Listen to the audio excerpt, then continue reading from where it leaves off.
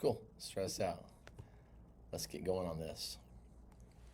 I hear questions all the time from buyers, sellers, real estate agents that are always saying, Michael, what would you do in this situation? What would you do if a seller did this or if a buyer did this? And agents will ask me, hey, Michael, I really want some, guidance to be able to get into the higher price point. I really want to start servicing a client at a higher level. Can you give me some advice?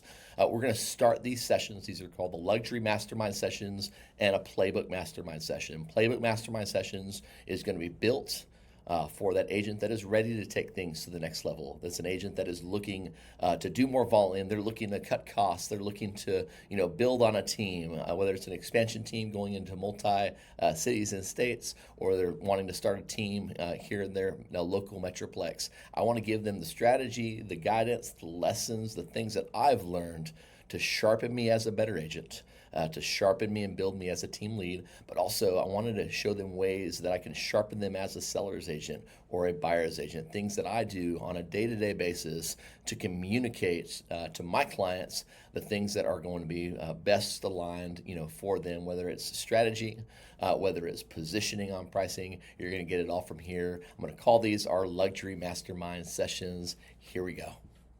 All right, first question out of the gate. I want you to pretend, kind of be the avatar of a seller. I get a lot of questions from sellers that are out there that have responded to us via email, via calls, and they've asked us, Michael, how would you position in an agent? What would you do differently, or in a certain situation? Or is there something that you would do if we're getting the property to the market and we're not getting traffic? So we're going to go through live questions, things that we hear on the ground. All right, here we go. We're going to kick it off. These are questions to that agent. To choose to represent you on the sale of a home. Again, I'm speaking to a seller out there that is looking to hire an agent to represent them on the sale of their asset, a luxury asset, something that's at a lot higher position price in that given market. So these are one of the questions that I would ask Mr. and Mrs. Seller, to an agent that you're choosing to represent you on the sale of your home. When it comes to pricing my home, Johnny, how are you going to value things? My home is not like any other property on the market out there. We're so unique. Our property is absolutely it blows you away when you walk through the doors. What are you going to do differently to sell our home? How are you going to evaluate it? Okay, I love this question. If you're going to be, and again, this is coming to me as an agent, I'm just scripting with you, we're having fun, role playing. If that question is asked, Michael, what are you going to do to value our luxury asset in a way that separates it from other properties on the same block or that same city? Well, first off, it comes down to numbers. We're going to evaluate this in a way that I'm going to present you a market rate, what I believe is a market rate on what a seller or on what a buyer would actually pay for that property. Then I'm going to give you a assessed value rate and an appraisal rate. I'm going to say based on not only the numbers and the support that I'm seeing on closed sales at this price point within this square footage tolerance and with similar comparable updates, comparable floor plan, comparable size to yours, I'm going to give you a range of what I feel I would be able to capture in a competitive market. And then, yes, it does come into what is a buyer willing to pay, for the home and close on it for, which would again set hopefully a new record in that market or in that neighborhood. So when it comes to valuation, especially when you're getting into luxury properties, you want to be able to walk through things that have value, such as built-in cabanas, pools, things that are adding value, such as other amenities, sports courts, movie theater rooms. Some of our luxury properties have multiple patios that can be covered with the right type of screens. They have mister systems. They have fans that are in the property. When you get down to low voltage packages, from security cameras to audio packages, some of those get to price points like $100,000 to $200,000 and $300,000. And you say, well, it doesn't even cover my replacement costs if we get a sale, in the $2.5 to $3 million range, Michael. We have over $3.5 million into this property. I'm going to say you're absolutely right. We're going to list this accordingly with those built-in amenities, the audio packages, all that's going to be built into our price that we're going to be very strategic on in presenting to the market. When a buyer sees this property, they're going to earn the right to be able to come in here and make a run at it to purchase the property. So my response to a seller is, go after an agent that knows how to value luxury properties in his or her market, and they have the track record to show it. They aren't just all talk. They've actually done this before, and it's not their first rodeo. You're going to win every time. Okay, we're going to move on to the next scenario in this session.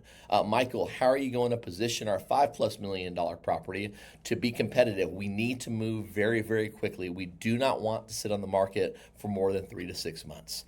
Okay, I'm gonna back step a little bit. I'm gonna position all of the competition, the ones that I feel are going to be making moves in that same price point, in that same square footage, in that local area, and then we're going to go in and offer something very strategic. We're going to offer an incentive to get some traction on the property if they do desperately need that quick sale. Again, in my market, the properties that are in the $3 to $5 to $6 million range, they're not the quickest sale.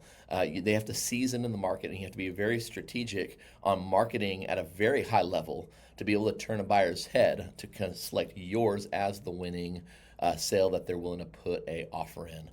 So things that we would do differently if we were going to position it, I would offer an amenity. I would offer a co-broker bonus. It's something I've been doing a lot lately. I'm using a co-broker bonus to be able to really kind of bring the buyer's agents that are out there, looking to, get a little bit higher of a commission rate on a property to be able to come and really kind of show their client base our property. Even if that client wasn't really necessarily looking for a home right now, it gives that agent a reason to call their database, to call buyers that they've spoken with over the last 3 to 6 months and say, hey, listen, I have something very, very special for you.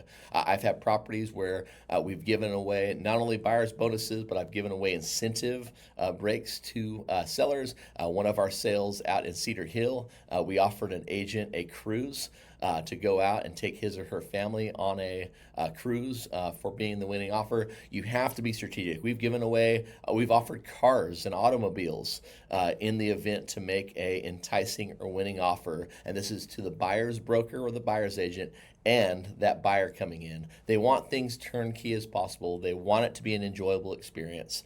Instead of undercutting the price and dropping under the market, offer an incentive first. Then evaluate over that first 2 to 3 weeks. If that's not moving the needle, then put an aggressive price improvement strategy in place where you're being competitive, but also you're going to be able to, win them over, win that buyer's heart over from choosing another property and choosing your property as the one that they're moving forward with an offer. Make sure to ask your agent to walk them through these scenarios before putting your property on the market, especially if you have to have a quick sale. All right, here's another question, another scenario. Let's run with it. Michael, I'd like to know how you're planning to communicate with me and my family as the listing agent if we were to give you this role to represent us on the sale. Can we speak to anybody that you've worked with in the past so that we can ensure you are, in fact, the very best communicator that you say you are?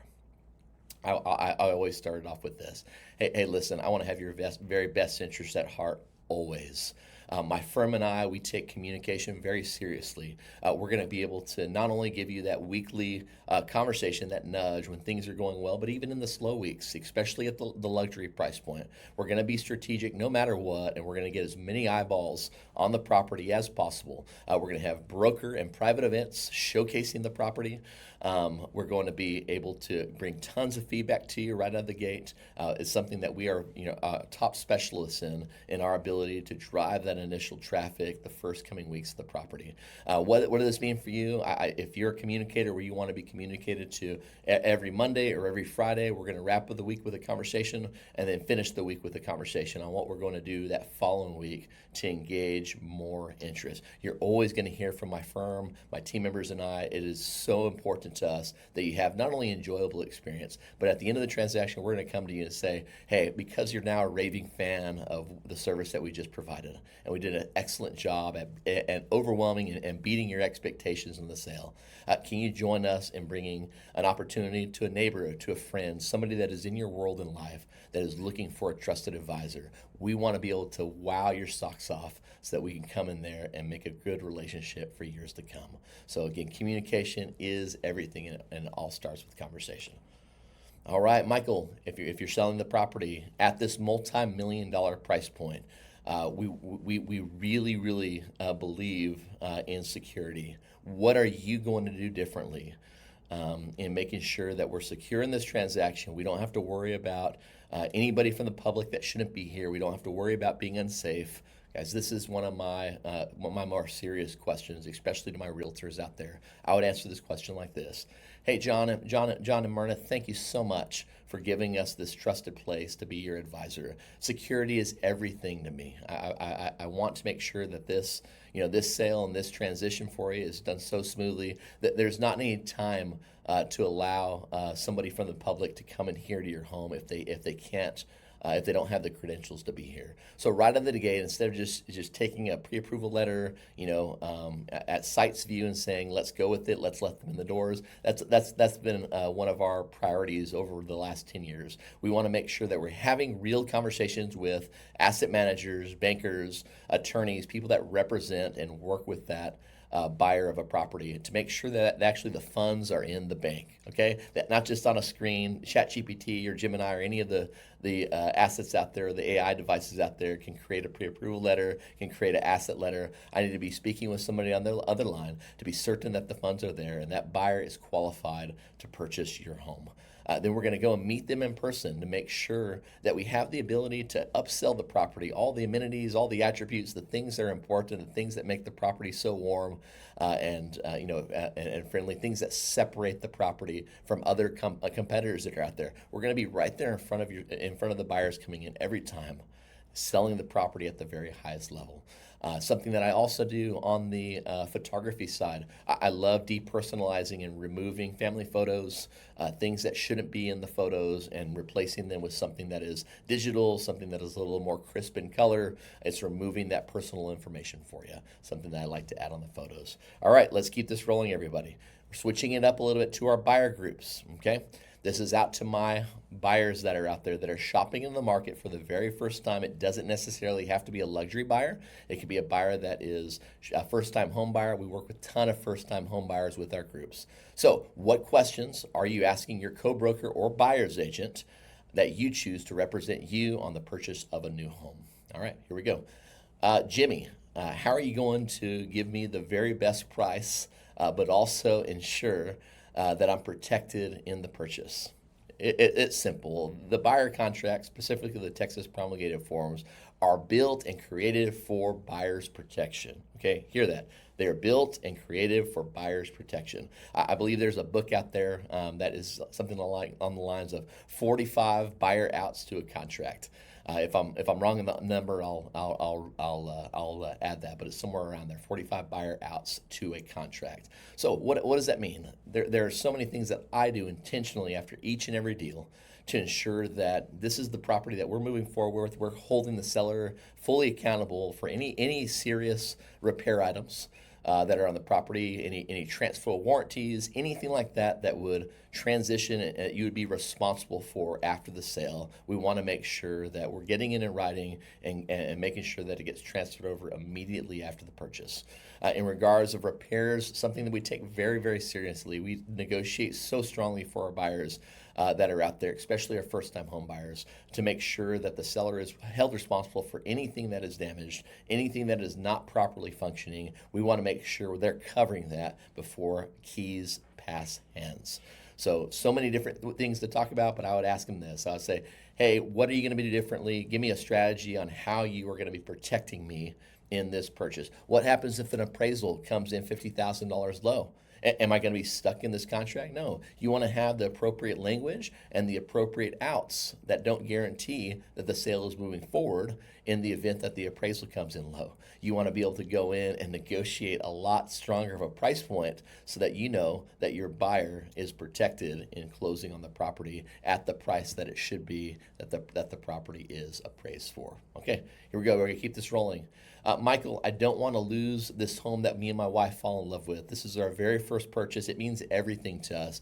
How do we not lose it? How do we set that expectation? Well, hey, listen, I love working with first-time home buyers. We have to be the first ones out of the gate.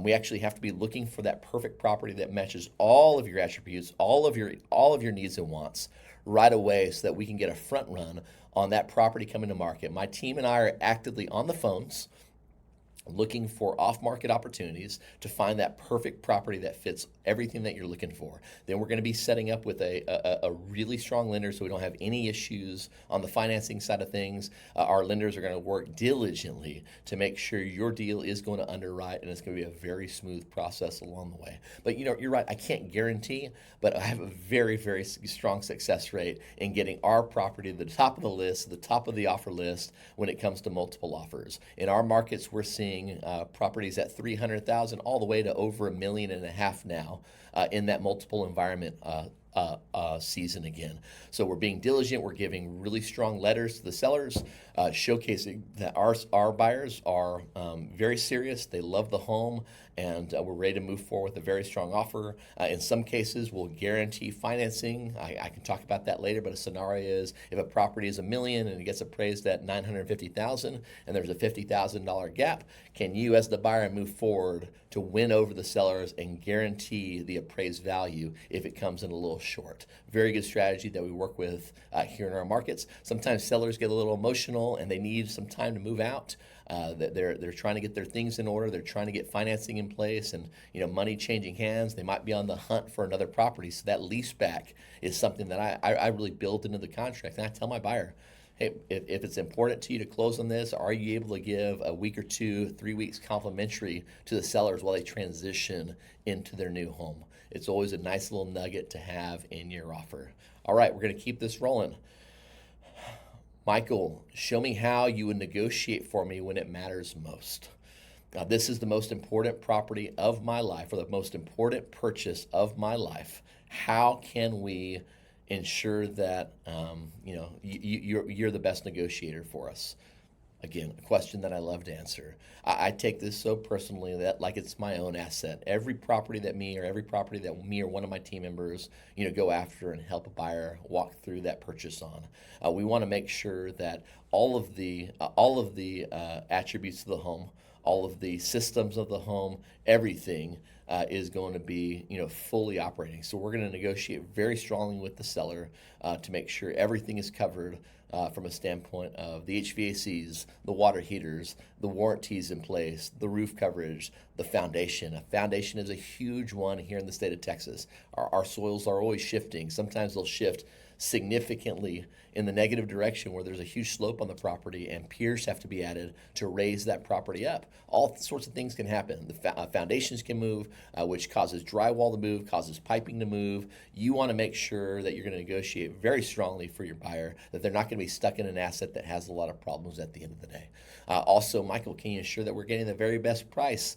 If you're in this negotiation mode, absolutely I am. We're gonna show real data in place that is closing in the market in order to get our price at a very strong and acceptable range.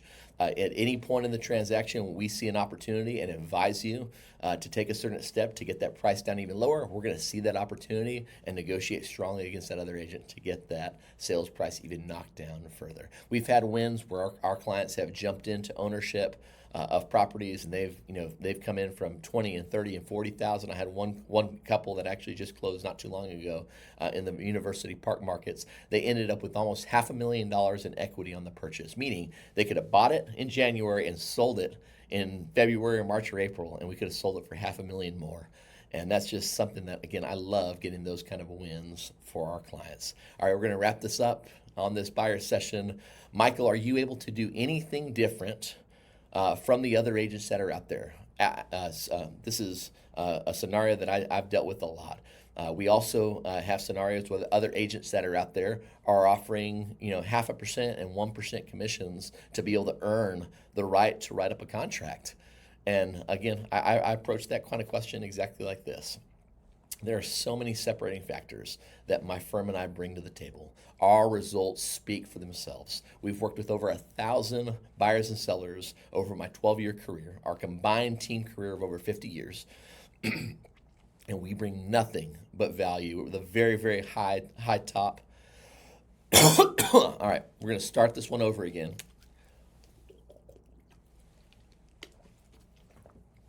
All right, starting number 4 over again. Michael, are you able to do anything different from the other agents that are out there? Sarah, our next door neighbor, she's also an agent. She's offering 1% on the transaction. She's going to actually offering to credit us back 2% towards our closing costs. Can you do the same? Are you worth it? Love this question. Love this response. Love this scenario. I always know that I'm worth it. I reach out to all of my clients the same, especially on the buyer side. I'm going to earn my right to be your representation in this purchase. You're not going to get the level of service that you're going to get from me and my firm. We are the most impactful giants in this industry that have our clients' best interests at heart. We're the top negotiators. We have so much knowledge that we've built over 50 years in our team's career. We've seen every scenario time and time again. We talk that through with our team members every single day so that we can make sure we're sharpening ourselves in our negotiating habits. You're going to get from us not only just expertise and value along the way. You're going in with someone that wants to walk you through to the closing table to make sure it's the most enjoyable experience, and we have your best interests at heart, from the transition of the asset to how much the asset is worth to how much the asset grows.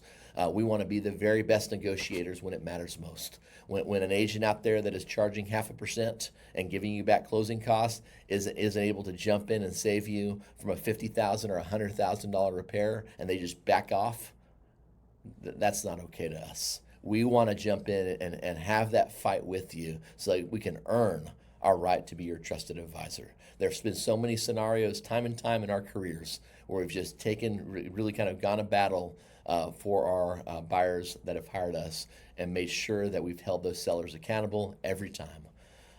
Really excited that you guys jumped in our live sessions, our live mix, our live dialogue sessions on the buyer side and the seller side. We're going to keep this rolling. Thanks for joining. We're going to keep this joining. Be looking for more content like this. Please DM if there is something that you want to see on our next session. Would love to get some engagement from you.